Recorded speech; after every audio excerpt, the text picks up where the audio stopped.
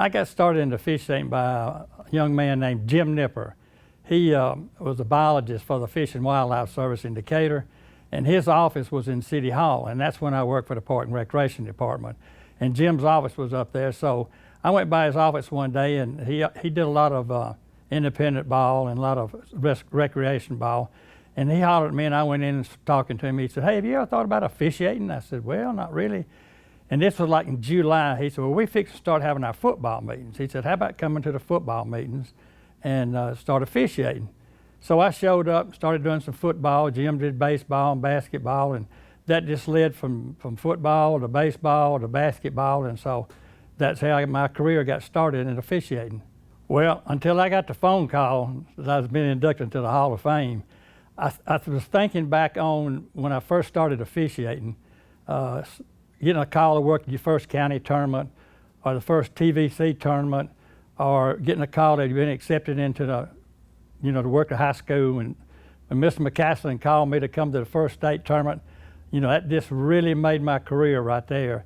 And then I got to go back several times to work in the state tournament. And then when you get a call to go to junior college and get a call to go to NAIA, and then you get a call to go work in the Gulf South, and then that was some memorable occasions for me.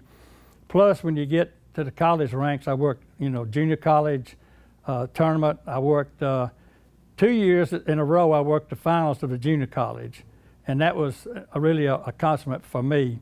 And then you get a call to go to the Gulf South to work in their tournament, and then I ended up working in the Final Four in the Gulf South in Division II.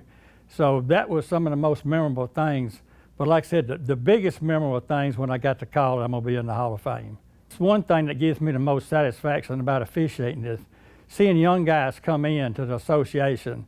And I signed basketball officials for about 25 years in the Decatur Association. So you see these young guys come in, and you could always pick out the ones that you wanted to work with. They would listen to you and want to do good, want to study, and see those guys develop into state tournament officials. And I had several of those that when I was running the regional tournaments for the state, they came to the regional tournaments and moved on to the state tournament.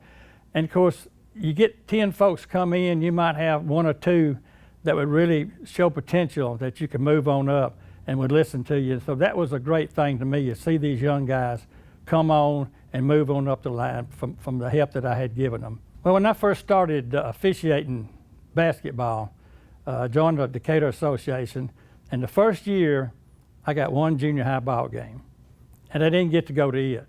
So Monsanto at that time had 5,000 employees in Decatur, and so they started their own basketball league. They rented a gym, and they had probably 15 or 20 basketball teams. Well, back to Jim Nipper again, he called me and said, "Do you want to work?" So I went and worked in that league, honing my skills, working on my mechanics, working on my judgment, and that's what really helped me, was doing that. But we had some great officials in our high school association, Jack Allen and Ralph Sharp.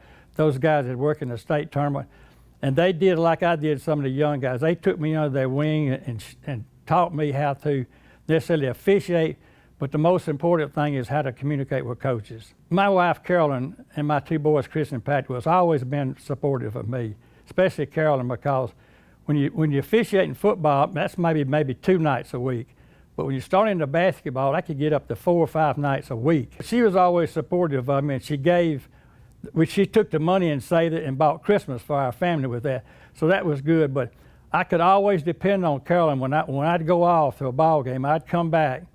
Well, she'd be in my recliner, watching TV, reading a book, and asleep all at the same time.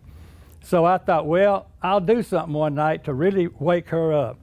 So I lived in a community that didn't have very many people in the community. So I stopped about a block away from the house, pulled all my clothes off, put them in my bag, went in the house, and she was sure enough sitting in the chair asleep. So I went by and made a little noise, and I heard her waking up. And I flopped down the couch, dropped my bag, and she says, Don, what's the matter?" I said, "Honey, that cry was so bad, I was glad to get away with my bag."